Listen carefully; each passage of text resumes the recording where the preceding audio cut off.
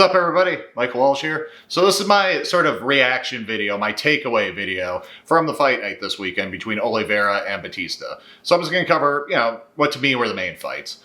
And I'm going to touch on a video I put out last week specifically about Jailton Almeida and about the state of MMA, because that video actually got some decent traction. I really was not expecting a video about Almeida to get any traction at all. But, it got a lot of traffic, it got a lot of comments, got a lot of interesting perspectives from people. So I kind of want to touch on that. But let's start with the main event, though, because Baustista is looking quite good. I think, given his age, I have to double check, but I think he's already like 34.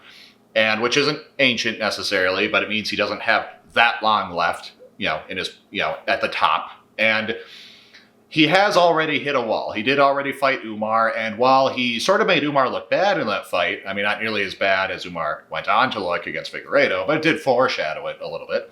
But Baustista, nevertheless, did hit a wall there. And whilst he's very well put together, and whilst he's like just a scrappy, tough guy who brings his A game, nevertheless, I think he might be relegated to like a short-term version of what Corey Sandhagen's career has been, because Sandhagen for years has been the bridesmaid of the division. And that's kind of where I assume Baustista will be, but again, for a much shorter amount of time. We'll see. I'm not saying he can't beat any of the top guys. I would like to see him fight Sandhagen. I would like to see him fight Merab. I would like to see him fight Jan. I would like to see him fight Song Yadong. I would like to see him fight Sandhagen himself. I would like to see all these fights, but from the looks of him, I don't think he's gonna, actually be the best. I doubt he'll even get a title shot, in all honesty. But it was a very impressive win from him. Oliveira, I was expecting to lose. He is a wild man, and I don't know that he has enough of the lights out athletic or size advantages that other people like that have. I don't know that he has the sorts of physical advantages at bantamweight that, say, Figueiredo had at flyweight in his prime, or that Romero had at middleweight in his prime. So, it was always going to be not a low ceiling for a guy like Oliveira, but, as much as I am not expecting Baustista to become champion, I would never have expected Oliveira to become a champion.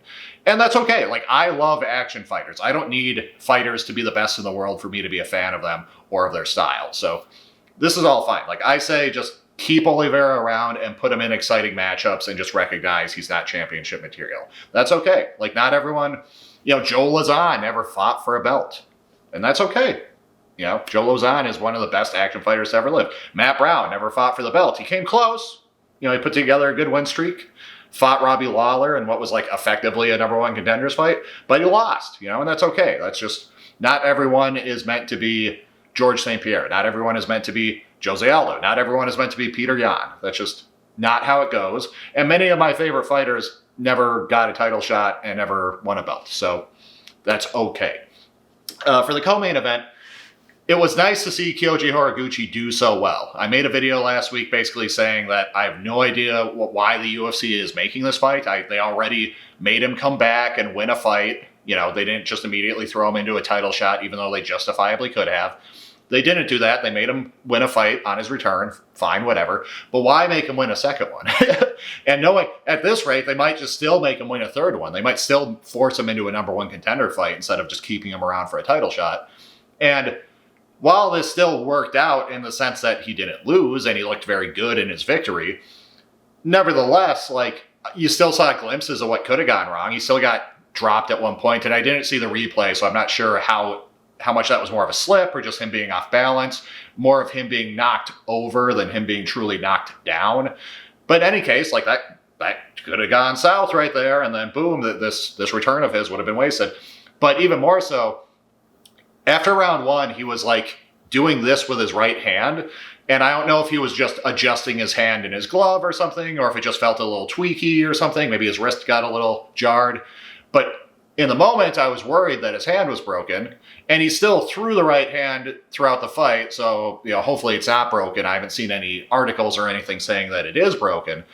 But there again, he could comfortably win a fight like this, but just break his fucking hand and then have to sit out. So it's why make a fight like this? So I'm happy. I'm still very impressed by his performance, and I'm celebrating that he's now 2-0 in his return. but I'm just kind of praying they give him a goddamn title shot. So that's my big takeaway there. And with the Almeida fight, people pointed out that I inaccurately and unfairly described Almeida as just like a decision machine in the vein of Ricardo Arona, because Almeida actually, all of his wins except for the Lewis one are by decision, or excuse me, are by finish. That's the only decision win is the Lewis fight. And even his losses, I think the Volkov fight prior to last night was his only decision loss. So people pointed out that I was being inaccurate and unfair, and I'm willing to own that. And I'll just tell you the truth of the matter, which is that, I needed to put out a video last week. I was in a hurry. I've got exams last week and this week. I'm doing most of my, actual prep work for this channel is going into my Strickland and Fluffy breakdown, which is probably coming on Friday. I made that video quickly. I did not double check his wiki. I was kind of going from memory, and my impression of Almeida is as a guy who goes the distance often and doesn't seek the finish. That impression, I think, was just very distorted by the Lewis and Volkov fights, and I joked to people in the comment section that, oh shit, you're right, he does mostly finish people. I guess I'm just counting the Lewis and Volkov fights as 20 decisions. And can you blame me? And after last night, can you blame me? I mean, Arona, and I did double check this just to make sure I wasn't going crazy, but Arona did win a majority of his fights by decision and a majority of his documented jiu-jitsu matches by points rather than submission. That is true. Having said that, not only do I think the Arona comparison is apt, but if anything, just looking at how Almeida did last night, I'm even more confident, actually, that you could just resurrect a prime Arona, throw his ass into the UFC heavyweight division, and he would do fine. Last night, I still came away kind of thinking, he might not just be Ricardo Arona, he might be worse than Ricardo Arona, so make of that what you will. That's kind of my takeaway there. And, it was a good fight night. This is better than it could have been. I was disparaging towards the upcoming slew of fight nights post UFC 325 in a previous video, but this was solid. Especially for an Apex card, this is a solid lineup of fights. Largely speaking, the upcoming cards are typical UFC fare where there's one good fight on it. But this was pretty solid, and I am looking forward to next weekend, primarily because of the Strickland Fluffy matchup, which I am now very, very invested in because of the tape study I'm doing for it. So stay tuned this week. We'll have some more videos coming out. And the big one will be, again, probably on Friday, but will be the in-depth breakdown, the in-depth technical deep dive into Strickland versus Fluffy. So stay tuned.